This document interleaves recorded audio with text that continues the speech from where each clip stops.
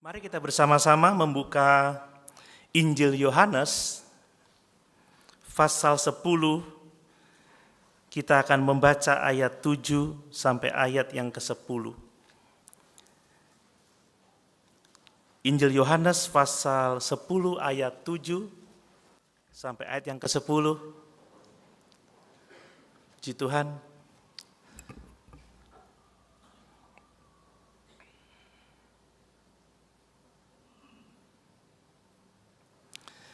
Demikian firman Tuhan. Maka kata Yesus sekali lagi, "Aku berkata kepadamu, sesungguhnya akulah pintu ke domba-domba itu. Semua orang yang datang sebelum aku adalah pencuri dan perampok, dan domba-domba itu tidak mendengar mereka. Akulah pintu, barang siapa masuk melalui aku, ia akan selamat, dan ia akan masuk dan keluar dan menemukan padang rumput. Pencuri datang hanya untuk mencuri dan membunuh dan membinasakan. Aku datang supaya mereka mempunyai hidup dan mempunyainya dalam segala kelimpahan." Haleluya. Pada kesempatan ini saya akan berkhotbah tentang Yesus sebagai satu-satunya pintu menuju kepada kehidupan yang penuh berkat dan kelimpahan. Bapak Ibu, saya melihat ada begitu banyak orang, ya bahkan menjadi impian semua orang untuk memiliki kehidupan yang baik. Semua kita ingin kehidupan yang baik, amin. Ya, semua orang memahami bahwa kehidupan yang baik itu berarti bahwa kita memiliki rumah yang baik, kita memiliki kendaraan, kita memiliki pekerjaan yang baik, kita memiliki keluarga yang baik, kita memiliki tabungan, dan kita dapat memastikan bahwa pada masa pensiun kita akan dapat menikmati pensiun dan kita bisa pergi kemana saja sesuai dengan keinginan kita. Dan saya melihat ada begitu banyak orang yang memiliki kehidupan yang seperti itu. Tetapi saya juga melihat ada begitu banyak orang yang tidak memiliki kehidupan yang penuh dengan berkat dan kehidupan yang berkelimpahan seperti yang ditawarkan oleh Tuhan dan Juru Selamat kita, Yesus Kristus. Bapak Ibu, dalam teks ini jelas dikatakan bahwa Yesus menawarkan kepada kita satu kehidupan yang penuh dengan berkat. Satu kehidupan yang berkelimpahan. Ya. Kita membaca di dalam ayat yang ke-10, pencuri datang hanya untuk mencuri dan membunuh dan membinasakan. Aku datang supaya mereka mempunyai hidup dan mempunyainya dalam segala kelimpahan. Wow, ini berkat yang sangat luar biasa. Hidup penuh berkat dan hidup yang berkelimpahan. Sekali lagi, ada banyak orang yang memiliki kehidupan yang baik, memiliki rumah yang bagus, memiliki kendaraan yang baik, memiliki harta, memiliki kekayaan, memiliki tabungan. Bahkan masa pensiunnya dijamin akan sangat-sangat baik, tetapi mereka tidak memiliki kualitas hidup seperti yang ditawarkan oleh Tuhan Yesus. Mereka tidak memiliki kehidupan yang penuh dengan berkat dan yang berkelimpahan. Bapak Ibu, mengapa ada begitu banyak orang yang tidak menerima tawaran dari Tuhan ini untuk memiliki kehidupan yang penuh berkat dan kelimpahan? Sebab kehidupan yang penuh berkat dan berkelimpahan yang dijanjikan oleh Yesus ini tidak ada hubungannya dengan mendapatkan lebih banyak harta. Tidak ada hubungannya dengan mendapatkan lebih banyak kekayaan. Bukan soal memiliki rumah yang bagus, bukan soal memiliki kendaraan yang bagus, bukan soal memiliki tabungan yang banyak, jaminan pada hari tua. Tidak. Kehidupan yang penuh dengan berkat, kehidupan yang berkelimpahan yang ditawarkan oleh Tuhan, itu berkaitan soal bagaimana kita menjadi benar di hadapan Tuhan dan bagaimana kita memiliki pengharapan akan kehidupan yang kekal. Bapak Ibu, menginginkan kehidupan yang seperti itu? Benar di hadapan Allah, memiliki hubungan yang benar dengan Yesus, dan memiliki pengharapan bahwa satu waktu kita akan menghabiskan hidup kita di kekekalan bersama-sama dengan Yesus. Ini yang Yesus tawarkan bagi setiap orang yang mau percaya kepadanya. Hidup yang penuh dengan berkat, hidup yang berkelimpahan. Dan kehidupan dalam hubungan yang benar dengan Tuhan, kehidupan yang diisi dengan pengharapan akan kekekalan, itu adalah kehidupan yang pasti akan mendatangkan sukacita dan damai sejahtera. Bapak Ibu, kalau kita memiliki hubungan yang benar dengan Tuhan, kalau kita memiliki pengharapan akan keselamatan, kita pasti memiliki sukacita dalam hidup ini. Amin. Kita memiliki jaminan kehadiran Allah dalam kehidupan kita. Kita memiliki jaminan pemeliharaannya. Ya, kita memiliki pengharapan bahwa satu waktu kita akan masuk surga dan apapun yang kita hadapi kita tidak takut, kita tidak cemas sebab kita tahu bahwa Yesus ada bersama-sama dengan kita, mengasihi kita dan memastikan kita akan sampai kepada kemuliaan yang kekal itu. Mari kita semua mau menerima apa yang Yesus tawarkan, yang dia sebut sebagai kehidupan yang penuh dengan berkat, kehidupan yang berkelimpahan. Amin.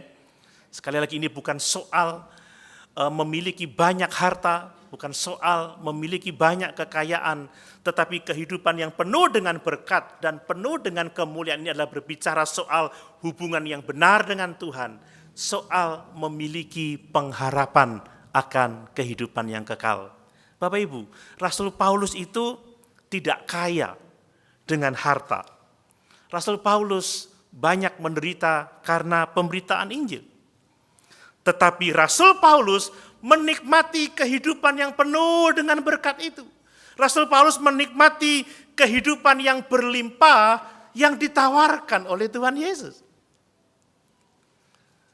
Sekalipun dia tidak memiliki harta duniawi, banyak menderita, tetapi dia penuh dengan sukacita, penuh damai sejahtera. Kita membaca di dalam 1 Timotius ayat yang ke-6, 1 Timotius pasal 6 ayat yang ke-8, bahwa dia bisa merasa cukup dengan hanya ada makanan dan pakaian saja, makanan dan minuman saja, makanan dan tempat tinggal saja. Tetapi sekalipun dia tidak mempunyai harta kekayaan, tapi dia kaya di hadapan Tuhan. Ingat, Tuhan Yesus mengatakan bahwa berbahaya kalau kita hanya kaya bagi diri kita sendiri, tetapi kita tidak kaya di hadapan Tuhan. Kaya di hadapan Tuhan artinya bahwa kita memiliki hubungan yang benar dengan Dia, bahwa kita memiliki pengharapan akan kehidupan yang kekal itu. Dan Paulus memiliki kehidupan yang penuh dengan berkat dan kelimpahan itu melalui mengenal Yesus. Melalui menerima Yesus sebagai Tuhan dan Juru Selamatnya secara pribadi. Minggu yang lalu saya sampaikan bagaimana tentang pertobatan Paulus. Dia sebelumnya adalah seorang yang membenci kekristenan, seorang yang membenci Yesus.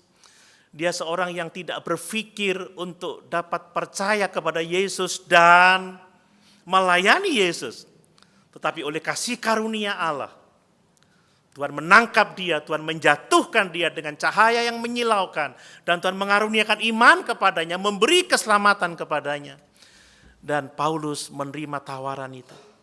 Paulus taat pada panggilan Tuhan.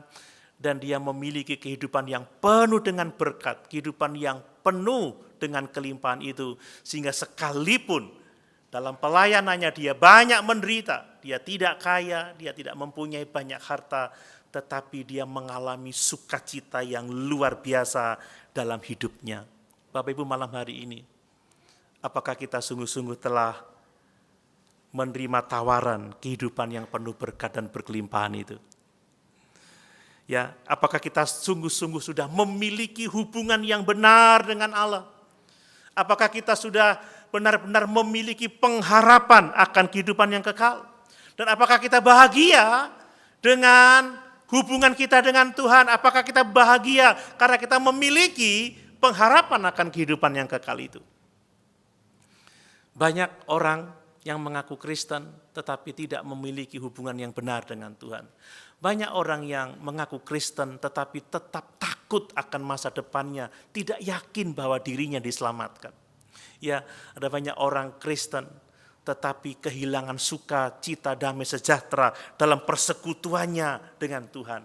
Mari malam hari ini kita semua mau benar-benar ya menerima tawaran dari Tuhan Yesus Kristus. Itulah kehidupan yang penuh dengan berkat, kehidupan yang berkelimpahan. Sekali lagi itu bukan soal memiliki banyak harta, bukan soal memiliki banyak kekayaan, tetapi soal hubungan yang benar dengan Tuhan dan soal memiliki pengharapan akan kehidupan yang kekal. Nah, kalau kita mau perhatikan ayat ini lagi Bapak Ibu. Yesus mengklaim dirinya sebagai pintu masuk bagi domba-dombanya. Pintu masuk untuk domba-dombanya mengalami kehidupan yang berkelimpahan.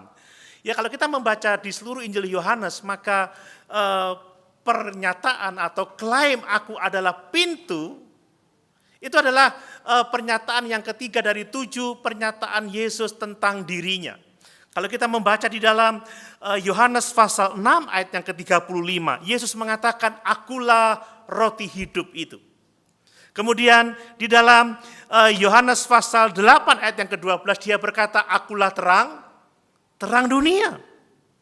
Kemudian di dalam Yohanes 10 ayat 11 dan 14, akulah gembala yang baik. Kemudian di dalam Yohanes pasal Yohanes pasal 11 ayat 25 dia berkata, akulah kebangkitan dan hidup. Kemudian di Yohanes pasal 14 ayat yang ke-6 dia berkata, akulah jalan, akulah kebenaran, akulah kehidupan. Dan di dalam Yohanes pasal 15 ayat 1 dan ayat yang ke-5 dia katakan, akulah pokok anggur yang benar. Jadi Yesus mengklaim dirinya dengan kata akulah roti hidup, akulah terang dunia, akulah pintu bagi domba-domba, akulah gembala yang baik, akulah kebangkitan dan hidup, akulah jalan dan kebenaran dan hidup, akulah pokok anggur yang benar. Apa artinya bagi kita semua, saudara? Kenapa dia mengatakan akulah dan akulah? Itu menyatakan kepada kita bahwa sebenarnya pesan Tuhan, berita Tuhan itu adalah dirinya sendiri.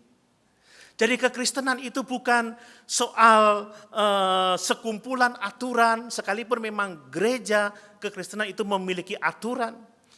Kekristenan itu bukan sekedar ritual karena memang kita memiliki liturgi dalam ibadah, tetapi kekristenan yang sejati itu adalah Yesus sendiri. Ya, dialah roti hidup yang kita butuhkan. Dialah terang dunia yang kita butuhkan. Dialah pintu yang kita butuhkan. Dialah gembala yang baik yang kita butuhkan. Dialah jalan dan kebenaran dan hidup yang kita butuhkan. Dialah kebangkitan dan hidup. Dialah pokok anggur yang benar yang kita butuhkan. Jadi kekristenan bukan sekedar sekumpulan aturan, sekedar sekumpulan ritual, tetapi kekristenan itu adalah Kristus sendiri. Saya juga menyampaikan minggu yang lalu bahwa menjadi sangat giat dalam hal-hal keagamaan itu tidak menjadi berarti kalau kita tidak memiliki Yesus dalam kehidupan kita. Amin. Banyak loh saudara orang yang aktif berdoa, aktif berpuasa, rajin ya melakukan kegiatan ibadahnya tetapi tidak mempunyai hubungan yang benar dengan Tuhan. Coba kita baca lagi Matius pasal 7. Ya, ayat 21 supaya kita yakin dengan itu. Matius pasal 7 ayat 21, ya. Ya, ini kebenaran yang perlu kita pahami. Bukan setiap orang yang berseru kepadaku, Tuhan, Tuhan. Bukankah ini seorang yang beragama? Ya, kita juga seringkali menyebut Yesus sebagai Tuhan, tetapi Yesus berkata, bukan setiap orang yang berseru kepadaku, Tuhan, Tuhan, akan masuk ke dalam kerajaan surga, melainkan dia yang melakukan kehendak Bapakku yang di surga. Kemudian ayat yang ke-22, pada hari terakhir banyak orang akan berseru kepadaku, Tuhan, Tuhan, bukankah kami bernubuat demi namamu? Wow, ini sangat luar biasa orang yang aktif pelayanan. Ya, kemudian dan mengusir setan demi namamu, dan mengadakan banyak mukjizat demi namamu juga. Perhatikan kata banyak mukjizat. Wow, ini luar biasa. Pada waktu itulah ayat 6, aku berterus terang kepada mereka dan berkata, aku tidak pernah mengenal kamu, enyahlah daripadaku, kamu sekalian pembuat kejahatan. Bapak Ibu, kekristenan itu soal Yesus Kristus, amin. Soal memiliki hubungan dengan Yesus, relasi dengan Yesus. Kita bisa mengaku percaya, tetapi kalau kita tidak bertuhankan Yesus, kita tidak hidup taat dan dengar-dengaran pada Yesus, maka semua kegiatan ibadah kita menjadi sia-sia. Sekali lagi, kekristenan bukan sekumpulan aturan, sekalipun memang ada aturan, bukan sekumpulan ritual, sekalipun ada liturgi, tetapi kekristenan adalah Kristus sendiri. Ya, itu sebabnya kenapa minggu lalu saya katakan sangat penting bagi kita untuk memiliki hubungan yang benar, untuk memiliki pengharapan akan kehidupan yang kekal itu. Dan malam hari ini jelas ayat ini menyatakan bahwa Yesus adalah satu-satunya pintu menuju kehidupan yang penuh dengan berkat, menuju kehidupan yang penuh dengan kelimpahan, hidup dalam relasi yang benar dengan Tuhan, hidup dalam pengharapan akan kehidupan yang kekal. Amin. Ya, kita membaca di situ Yesus mengatakan sesungguhnya. Wow, Bapak Ibu, kalau sudah Yesus mengatakan sesungguhnya, ya sesungguhnya akulah pintu ke domba-domba itu. Ini menunjukkan bahwa ini hal yang sangat-sangat penting. Kalau saya membaca dalam terjemahan bahasa Indonesia sehari-hari ditulis seperti ini. Sungguh benar kataku ini, akulah pintu untuk domba. Ya, akulah pintu untuk domba. Artinya bahwa Yesuslah satu-satunya pintu untuk kita memiliki kehidupan yang penuh dengan berkat. Untuk kita memiliki kehidupan yang berkelimpahan itu. Yaitu relasi yang benar dengan Tuhan, yaitu pengharapan akan kehidupan yang kekal. Mari kita coba membahas ini satu persatu, saudara. Ya, yang pertama perhatikan bagaimana Yesus itu adalah satu-satunya pintu bagi domba. Saya mempelajari di budaya Israel kuno, Bapak Ibu ya. Seorang gembala itu akan membangun sebuah kandang, ya. Kandang itu dibangun dari tumpukan batu, ya tidak terlalu tinggi, tetapi itu cukup untuk menjaga domba dari pemangsa. Ya, cukup untuk memberikan keamanan pada domba. Dan ada pintu masuk, tetapi tidak ada daun pintunya. Ya, kalau orang Jawa bilang tidak ada kusennya, tidak ada daun pintunya. Dan yang menjadi pintu itu adalah gembalanya. Saya meminta anak saya untuk membuat gambar ilustrasi tentang itu, mungkin bisa ditampilkan. Nah, ini. Jadi ini adalah gambaran tentang kandang yang dibuat oleh para gembala untuk domba-dombanya. Jadi tidak ada kusennya, tidak ada daun pintunya, tetapi gembala itu adalah pintu bagi domba-domba itu. Jadi ketika gembala itu sudah membawa domba-dombanya masuk ke dalam kandang, maka gembala itu akan duduk di depan pintu.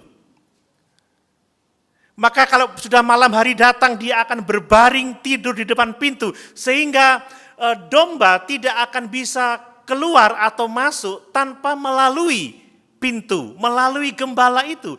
Bahkan serigala atau pemangsa lainnya tidak akan mungkin dapat masuk ke dalam kandang kalau tidak melalui sang gembala. Ini gambaran yang jelas tentang Yesus sebagai pintu. Jadi gembala sendiri akan berbaring di depan pintu, ya, sebagai apa? Sebagai perlindungan bagi domba-dombanya. Gembala tidak akan membiarkan pemangsa ataupun binatang buas dapat masuk ke dalam kandang dan membinasakan domba-domba, karena dia adalah pintu menuju kepada domba-domba itu. Jadi Bapak Ibu, Tuhan Yesus itu adalah gembala dan pintu, ya, sehingga setiap binatang buas itu tidak bisa membahayakan domba-domba, sebab Yesus menjaga domba-domba itu. Dan sebagai pintu, Yesus hanya akan membiarkan domba-dombanya masuk dan keluar dengan aman. Amin. Yesus adalah satu-satunya pintu bagi domba. Yesus adalah satu-satunya pintu kepada domba-domba itu. Tidak ada manusia lain yang dapat mengklaim dirinya sebagai pintu bagi domba-domba. Hanya Yesus saja. Tidak ada rasul, tidak ada nabi-nabi yang bisa membuat pernyataan seperti Tuhan Yesus bahwa akulah pintu kepada domba-domba itu. Akulah pintu bagi domba-domba itu. Hanya Yesus sang juru selamat, ya, yang dapat secara sah mengatakan akulah pintu. Bapak Ibu, ini adalah hal yang sangat penting untuk kita pelajari, bahwa hanya Yesuslah satu-satunya pintu menuju kehidupan yang penuh dengan berkat, menuju kehidupan yang berkelimpahan itu. Dialah satu-satunya pintu untuk kita memiliki hubungan yang benar dengan Allah, sehingga kita memiliki keselamatan itu. Dialah satu-satunya pintu untuk kita memiliki pengharapan akan kehidupan yang kekal. Dan pernyataan Yesus sama dengan Yohanes 14 ayat yang ke-6, bahwa akulah jalan, kebenaran, dan kehidupan. Tidak ada seorang pun yang dapat sampai kepada Bapa kalau tidak melalui aku. Yesus satu-satunya pintu, Yesus satu-satunya jalan. Untuk semua kita mendapat keselamatan, untuk semua kita dapat datang kepada Allah, untuk memiliki kehidupan yang penuh dengan berkat, kehidupan yang berkelimpahan. Bapak Ibu, ini sama seperti hanya ada satu pintu untuk masuk ke dalam bahtera Nuh. Hanya ada satu pintu, tidak ada pintu yang lain. Hanya ada satu pintu untuk masuk ke dalam kemah suci, ke dalam bait suci, tidak ada pintu yang lain. Makanya Petrus mengatakan di dalam Kisah Rasul pasal 4 ayat yang ke-12, dan keselamatan tidak ada di dalam siapapun juga selain di dalam Yesus. Amin. Tidak ada keselamatan di dalam siapapun juga selain di dalam Yesus. Sebab di bawah kolong langit ini tidak ada nama lain yang diberikan kepada manusia yang olehnya kita dapat diselamatkan. Mari Bapak Ibu yang dikasihi oleh Tuhan, kita berpegang teguh kepada iman kita, kepada Yesus. Amin. Sebab dialah satu-satunya pintu untuk kita dapat memiliki kehidupan yang penuh dengan berkat, kehidupan yang berkelimpahan, untuk kita memiliki hubungan yang benar dengan Allah, untuk kita memiliki pengharapan akan kehidupan yang kekal itu. Nah, selanjutnya Bapak Ibu, bahwa semua orang lain yang mengaku dirinya sebagai pintu itu adalah pencuri dan perampok. Coba kita baca lagi ayat yang ke-8. Ya, Yohanes pasal 10 ayat yang ke-8. Semua orang yang datang sebelum aku adalah pencuri dan perampok, dan domba-domba itu tidak mendengarkan mereka. Karena Yesus adalah satu-satunya pintu, maka semua orang yang datang sebelum dia adalah pencuri dan perampok. Tetapi saya mau mengatakan bahwa Yesus tidaklah mengatakan bahwa nabi-nabi perjanjian lama seperti Yesaya, seperti Yeremia, seperti Yeskiel, dan nabi-nabi lainnya adalah pencuri dan perampok. Tidak. Dalam konteksnya saudara, yang disebut dengan pencuri dan perampok itu adalah orang-orang Farisi, ahli-ahli Taurat yang mengaku sebagai gembala bagi Israel, tetapi mereka tidak menggembalakan bangsa Israel dengan benar. Mereka memanfaatkan domba-domba untuk tujuan egois mereka. Mereka memanfaatkan domba-domba untuk kepentingan mereka sendiri, tidak menuntun domba-domba ke padang rumput, tidak menuntun domba-domba masuk ke tempat perlindungan, tidak. Mereka adalah pencuri dan perampok. Hanya Yesus yang adalah gembala sekaligus pintu di mana domba-domba itu akan memiliki kehidupan yang berkelimpahan itu. Ya, jadi yang dibicarakan oleh Tuhan Yesus sebagai pencuri dan perampok itu adalah secara khusus orang-orang Farisi, orang-orang Yahudi yang pada saat itu sedang berbicara dengan Yesus. Mereka yang menyebut diri sebagai gembala Israel, tetapi tidak menggembalakan bangsa Israel sesuai dengan kehendak Tuhan.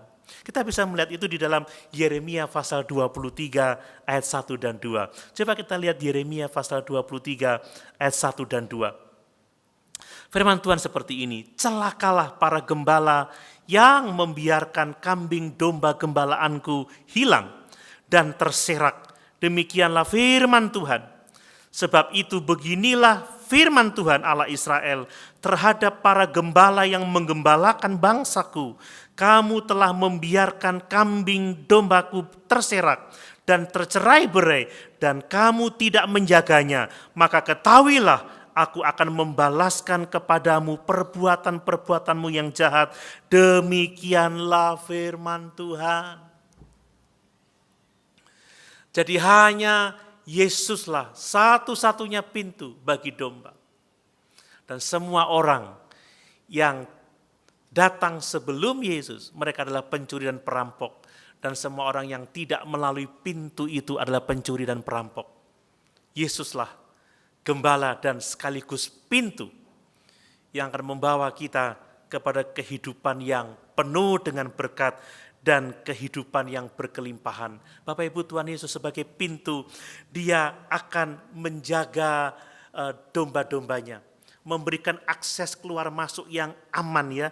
Dia adalah gembala yang baik, Dia adalah gembala yang sejati. Kita membaca di dalam ayat yang ke-8 bahwa semua orang yang datang sebelum aku adalah pencuri dan perampok dan domba-domba itu tidak mendengarkan mereka. Dan Yesus adalah gembala yang sesungguhnya itu, di mana domba-domba itu mendengarkan suaranya. Ya, kalau kita membaca di dalam ayat 27 dan 28, coba kita lihat ya, Yohanes pasal 10 ayat 27 dan 28 ditulis seperti ini. Domba-dombaku mendengarkan suaraku dan aku mengenal mereka dan mereka mengikut aku. Dan aku memberi hidup yang kekal kepada mereka dan mereka pasti tidak akan binasa sampai selama-lamanya dan seorang pun tidak akan merebut mereka dari tanganku. Bapak Ibu, Yesuslah satu-satunya pintu kepada kehidupan yang penuh dengan berkat dan kelimpahan itu. Amin. Mari kita mendengar suaranya. Mari kita mendengarkan ajarannya. Mari kita mendengarkan firman Tuhan. Jangan kita sembarangan mendengar perkataan orang-orang yang mengaku dirinya gembala. Ya, yang sesungguhnya adalah para pencuri dan perampok yang akan membinasakan kita. Yang akan membunuh dan membinasakan kita. Tetapi mari kita benar-benar menjadi domba gembalaan Yesus yang sungguh-sungguh mendengar suaranya, ya, yang mengikuti Dia saja, tidak mengikuti yang lain, sebab Dialah satu-satunya pintu, ya, yang akan menuntun kita kepada kehidupan yang penuh dengan berkat dan kelimpahan itu. Yang berikutnya kita belajar bagaimana sebagai pintu Yesus itu menyediakan berkat keselamatan. Sebagai pintu, Yesus itu menyediakan keamanan, dan sebagai pintu, Yesus itu menyediakan makanan bagi siapapun yang masuk melalui Dia. Ya, ini berkat yang sangat luar biasa. Coba kita lihat ayat yang ke-9 dari Yohanes pasal 10. Akulah pintu. Ya, barang siapa masuk melalui aku, ia akan selamat dan ia akan masuk dan keluar dan menemukan padang rumput. Wow, ini luar biasa Bapak Ibu ya. Yesus adalah satu-satunya sumber keselamatan. Yesus adalah satu-satunya sumber keamanan. Yesus adalah satu-satunya yang sanggup memelihara kehidupan kita. Amin Bapak Ibu. Ya, akulah pintu. Barang siapa masuk melalui aku, ia akan selamat dan akan masuk dan keluar dan menemukan padang rumput. Perhatikan pertama-tama, Yesus menyediakan keselamatan. Nah, dalam konteks analogi gembala, maka keselamatan yang dimaksud di sini adalah bahwa domba-domba itu terpelihara dari para pemangsa, ya, terpelihara dari para predator. Tetapi jelas bahwa Yesus memiliki gagasan tentang keselamatan rohani. Ya, dia tidak berbicara mengenai keselamatan duniawi, tetapi dia berbicara mengenai keselamatan yang sifatnya rohani. Coba kita bandingkan dengan Yohanes 3 ayat yang ke-17 ya. Yohanes pasal 3 ayat yang ke-17. Kita lihat ayat itu. Demikian firman Tuhan. Sebab Allah mengutus anaknya ke dalam dunia bukan untuk menghakimi dunia, melainkan untuk menyelamatkannya oleh Dia. Bapak Ibu, gagasan keselamatan di sini bukanlah soal keselamatan jasmani, tetapi ini bicara soal keselamatan rohani. Ya, karena Allah mengutus anaknya ke dalam dunia bukan untuk menghakimi dunia, tetapi untuk menyelamatkannya melalui Dia. Ingat bahwa semua orang telah berdosa dan telah kehilangan kemuliaan Allah. Tidak ada yang benar, seorang pun tidak. Kita tidak mungkin benar di hadapan Allah. Tetapi Yesus telah memikul dosa-dosa kita di dalam tubuhnya sendiri di kayu salib. Supaya oleh anugerah dan iman kepada Yesus saja kita diselamatkan. Jadi ini berbicara mengenai keselamatan rohani. Dibebaskan dari murka hukum Allah. Bapak Ibu, kata keselamatan itu sebenarnya sangat radikal ya. Ya, kalau kita masih baik-baik saja, ya kita merasa oke-oke saja dalam hidup ini, ya kita masih bisa mendengar nasihat, mungkin kita masih bisa menghargai bantuan orang lain, tetapi kita tidak butuh diselamatkan. Hanya orang-orang yang dalam kondisi yang sangat buruk, yang tak berdaya, yang tersesat, yang tanpa harapan, yang membutuhkan keselamatan. Dan secara rohani jelas bahwa semua kita telah mati karena pelanggaran dan dosa-dosa kita. Amin. Kita ini adalah orang-orang yang pantas dimurkai. Coba kita membaca di Efesus pasal yang kedua, supaya kita paham akan hal itu. Bahwa keselamatan itu sangat radikal sekali artinya. Efesus pasal yang kedua, kita baca mulai ayat yang pertama. Kamu dahulu sudah mati karena pelanggaran dan dosa-dosamu. Kamu hidup di dalamnya karena kamu mengikuti jalan dunia ini. Ya, karena kamu mentaati penguasa kerajaan angkasa, yaitu roh yang sekarang sedang bekerja di antara orang durhaka. Sebenarnya dahulu kami semua juga terhitung di antara mereka ketika kami hidup di dalam hawa nafsu daging dan menuruti keinginan daging dan pikiran kami yang jahat. Pada dasarnya kami adalah orang-orang yang harus dimurkai sama seperti mereka yang lain. Jadi kita ini butuh diselamatkan sebab kita semua telah mati karena pelanggaran dan dosa-dosa kita. Kita mengalami keterpisahan dari Allah. Kita adalah orang-orang yang harus dimurkai. Semua kita pada akhirnya akan binasa untuk selama-lamanya dalam penghukuman yang kekal. Tetapi puji syukur kepada Tuhan, Yesus menawarkan hidup yang penuh berkat dan berkelimpahan. Amin. Itulah pemulihan hubungan dengan Allah. Itulah keadaan benar di hadapan Tuhan. Itulah pengharapan akan kehidupan yang kekal. Yesus datang untuk mencari dan menyelamatkan yang terhilang. Dia memikul dosa-dosa kita. Di dalam tubuhnya di kayu salib, dia menanggung murka Allah yang seharusnya ditimpakan kepada kita. Tetapi sungguh karena kasih karunia Allah kita semua diselamatkan. Inilah kehidupan yang penuh dengan berkat. Inilah kehidupan yang penuh dengan kelimpahan itu Bapak, Ibu, dan saudara sekalian. Ya, Yesus satu-satunya pintu kepada kehidupan yang seperti itu. Dan semua orang lain yang datang sebelum Yesus, dia adalah pencuri dan perampok. Dan Yesus sebagai pintu, dia memberikan keselamatan, dia memberikan keamanan dan makanan bagi kita yang percaya kepadanya. Kemudian saudara perhatikan bahwa Yesus memberikan keamanan bagi domba-dombanya. Bapak Ibu, ide utama di balik gambaran domba itu keluar masuk dengan aman, itu bicara tentang keamanan ya. Bahwa melalui Yesus, maka domba akan keluar masuk dan menemukan padang rumput. Ini adalah cara orang-orang pada waktu itu untuk menggambarkan keadaan aman, keadaan yang terlindungi. Ya, zaman dahulu kota itu dilindungi dengan benteng ya. Jadi kalau kota sedang terkepung, maka penghuni kota itu tidak bisa keluar masuk pintu gerbang kota. Sehingga mereka pada akhirnya kalau dikepung selama berbulan-bulan, mereka akan kehabisan stok makanan, tidak ada air, mereka akan menjadi lemah dan dapat ditaklukkan. Tetapi kalau kota itu aman, ya, kalau kota itu bebas dari musuh dan penguasa itu memberikan akses yang aman bagi penduduk, maka itulah keamanan yang sesungguhnya. Bapak Ibu, keluar dan masuk itu menggambarkan keamanan. Kata Yesus, akulah pintu. Barang siapa masuk melalui aku, dia akan keluar dan masuk dan menemukan padang rumput. Ini bicara keamanan yang luar biasa. Di dalam Tuhan kita memiliki keamanan. Amin.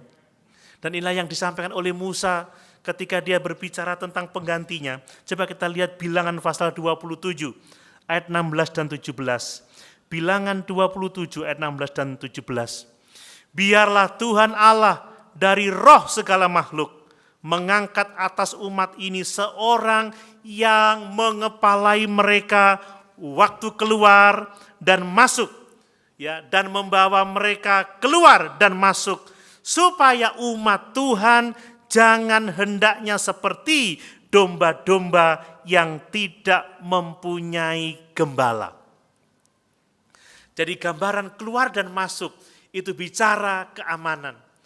Ya, Musa berdoa supaya Israel akan mendapat pengganti dia yang mengepalai mereka supaya keluar dan masuk mereka itu aman.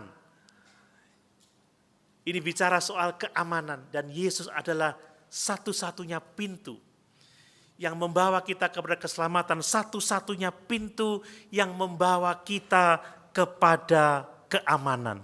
Dan istilah keluar masuk ini juga digunakan di beberapa ayat saudara, dan itu menunjukkan keamanan. Coba kita baca Kisah Rasul pasal 1 ayat 21. Kisah para Rasul 1 ayat 21. Coba perhatikan ayat itu. Ya, jadi harus ditambahkan kepada kami seorang dari mereka yang senantiasa berkumpul dengan kami. Perhatikan kata-kata selama Tuhan Yesus bersama-sama dengan kami. Dalam terjemahan lain itu ditulis seperti ini, ya. So one of the men who have accompanied us during all the time that the Lord Jesus went in and out among us. Maaf, ini bahasa Inggrisnya logat Jawa. Jadi kata-kata bahwa mereka yang senantiasa datang dan berkumpul dengan kami selama Tuhan bersama-sama dengan kami, itu diterjemahkan ya, during all the time that the Lord Jesus went in and out among us. Jadi masa di mana Yesus itu keluar dan masuk di antara kita. Jadi itu masa-masa aman Bapak Ibu. Ini gambaran tentang keamanan kalau kita bisa keluar masuk ya di kota Jember ini ya kita bisa bersama-sama ya kita bisa beribadah bersama keluar masuk. Ini artinya adalah keamanan Saudara. Dan ini juga ditulis di Kisah Rasul pasal 8 ayat 28. Coba lihat, saya ingin menjelaskannya, sekalipun agak sulit saya menjelaskannya. Kisah Rasul pasal 9 ayat 28. Karena harus baca banyak terjemahan ini. Ya, coba perhatikan kata-kata itu. Dan Saulus tetap bersama-sama dengan mereka di Yerusalem. Kata bersama-sama dengan mereka di Yerusalem, itu dalam bahasa aslinya diterjemahkan keluar masuk, Saudara. Jadi ini bicara tentang keamanan ya. Kalau saya membaca dalam terjemahan English Standard Version seperti ini. So he went in and out among them. Jadi Paulus bersama-sama dengan mereka di Yerusalem, artinya Paulus itu dia keluar masuk bersama-sama dengan mereka di Yerusalem. Jadi Yesus sebagai pintu, dia memberikan keselamatan. Yesus sebagai pintu, dia memberikan keamanan. Jadi gambaran rohaninya, kalau kita telah memasuki kandang itu melalui Yesus, Yesus yang sekaligus gembala dan pintu itu, dia menyediakan keamanan bagi kita. Loh, kok tidak ada yang senang? Amin. Dia memberikan keamanan, dia memberikan akses yang aman bagi kita semua. Dia menjaga semua jalan kita. Kita bisa pergi ke padang rumput dan kembali ke kandang semau kita. Ya, sesuai dengan keinginan kita dan kita aman di dalam perlindungan Tuhan. Ini gambaran yang sangat luar biasa. Yesuslah satu-satunya pintu menuju kehidupan yang penuh dengan berkat dan kelimpahan. Dialah satu-satunya pintu untuk kita memiliki hubungan yang benar dengan Allah. Untuk kita memiliki pengharapan akan kehidupan yang kekal. Dan semua orang yang datang sebelum dia adalah pencuri dan perampok. Dan sebagai pintu, Yesus memberikan keselamatan. Yesus membebaskan kita dari murka Allah. Yesus telah menghidupkan kita kembali. Yang dahulunya kita mati karena pelanggaran dan dosa-dosa kita. Dan Yesus memberikan keamanan bagi kita. Keluar masuk kita, jalan kita dilindungi oleh Tuhan. Kita bisa menemukan padang rumput. Kita bisa kembali ke kandang dengan aman. Sebab Yesus memberikan akses yang aman bagi setiap orang yang percaya kepadanya.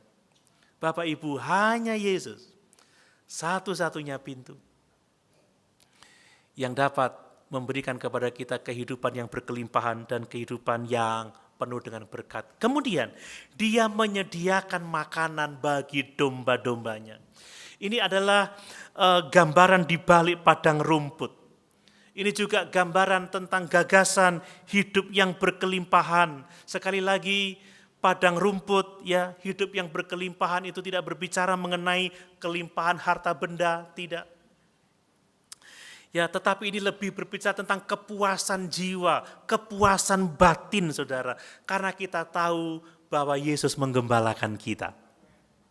Dalam hidup ini ada begitu banyak pergumulan, ada begitu banyak tantangan, tetapi Yesus memelihara kita, Yesus menyediakan hidangan bagi kita, Yesus membuat piala kita melimpah dengan anggur kesukaan, maka itu menjadikan sukacita dan damai sejahtera kita.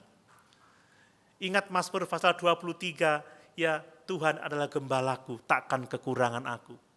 Dia membaringkan aku di padang yang berumput hijau, ya dia menuntunku ke air yang tenang. Dia memberikan kesegaran pada jiwa kita. Sekalipun dalam lembah kekelaman kita tidak takut bahaya sebab Tuhan beserta dengan kita. Bapak Ibu, menjadi Kristen bukan berarti tanpa tantangan, tanpa pergumulan, tetapi Yesus memberikan kepuasan pada jiwa kita.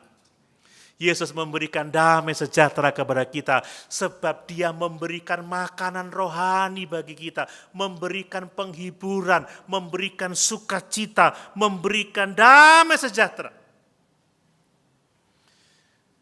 sebagai pintu dan juga gembala, Dia memastikan bahwa kita memberikan makanan rohani bagi kita dalam menghadapi setiap pergumulan hidup kita. Dan berkat ini diperuntukkan bagi semua orang yang mau masuk melalui pintu itu. Amin. Bapak Ibu mau masuk melalui pintu itu?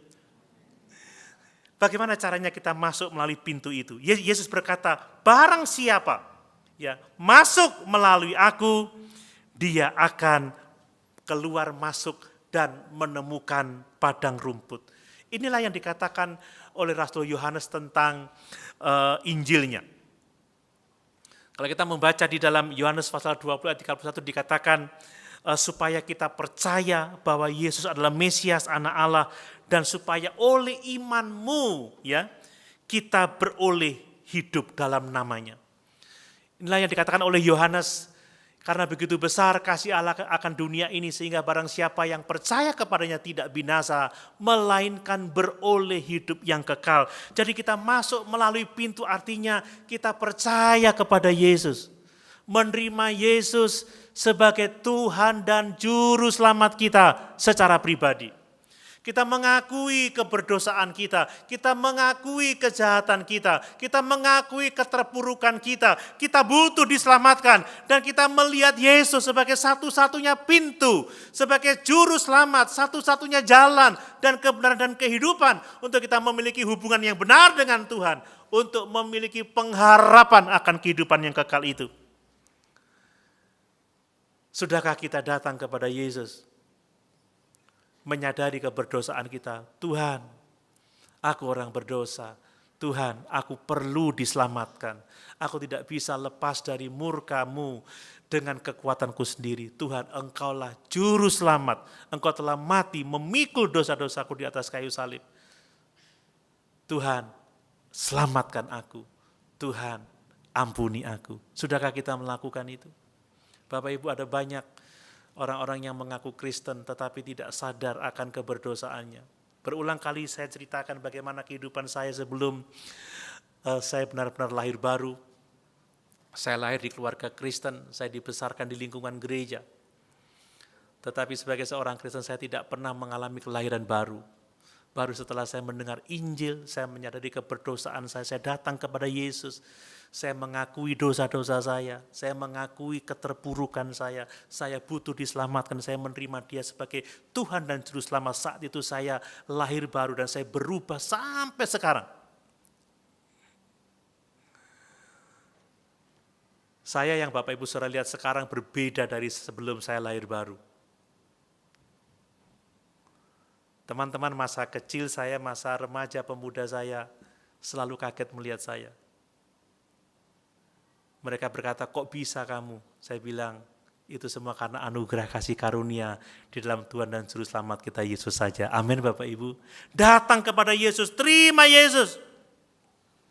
Segera, jangan tunda. Sebab Dialah satu-satunya pintu untuk kita memiliki hubungan yang benar dengan Tuhan dan memiliki pengharapan akan kehidupan yang kekal itu. Yang terakhir Bapak Ibu, tujuan Yesus bagi domba-dombanya adalah supaya kita hidup dan mempunyai hidup itu secara berkelimpahan. Bapak Ibu, pencuri ya hanya akan membunuh dan membinasakan, tetapi Yesus datang supaya kita memperoleh hidup, supaya kita memperoleh hidup itu dalam segala kelimpahan. Hanya ada dua cara ya untuk kita dapat menjalani hidup ini. Yang pertama, kita mengejar kesenangan dunia ini atau kita mencintai dunia ini dan kita mendapatkan kepuasan dunia ini tetapi kita binasa untuk selama-lamanya, atau kita mengikut Tuhan atau kita percaya kepada Yesus, masuk melalui pintu itu dan menikmati hubungan yang benar dengan Allah, memiliki pengharapan akan kehidupan yang kekal. Hanya ada dua cara, sekali lagi, untuk kita menjalani hidup ini. Mau cinta dunia atau kita mau cinta Yesus. Saya mau mengingatkan bahwa dunia di bawah kekuasaan setan. Roh-roh jahat di udara. Dan setan hanya akan merampok, membunuh, dan membinasakan jiwa kita. Tetapi Yesus menawarkan kehidupan yang penuh dengan berkat dan kelimpahan. Amin. Yesus menawarkan hubungan yang benar dengan Bapa. Yesus menawarkan pengharapan akan kehidupan yang kekal. Mari menikmati, mencintai dunia ini pada awalnya memang enak ya, pada awalnya memang menyenangkan. Tetapi sebenarnya cinta akan dunia ini akan menghancurkan kehidupan kita. Hanya Yesus, satu-satunya pribadi, satu-satunya pintu yang pada akhirnya akan dapat memuaskan jiwa kita. Hanya Yesus yang dapat mendamaikan kita dengan Bapa di surga. Hanya Yesus yang memberikan pengharapan akan kehidupan yang kekal. Mari Bapak Ibu, kita tetap setia kepada Yesus. Amin. Mengapa saya menekankan ini lagi?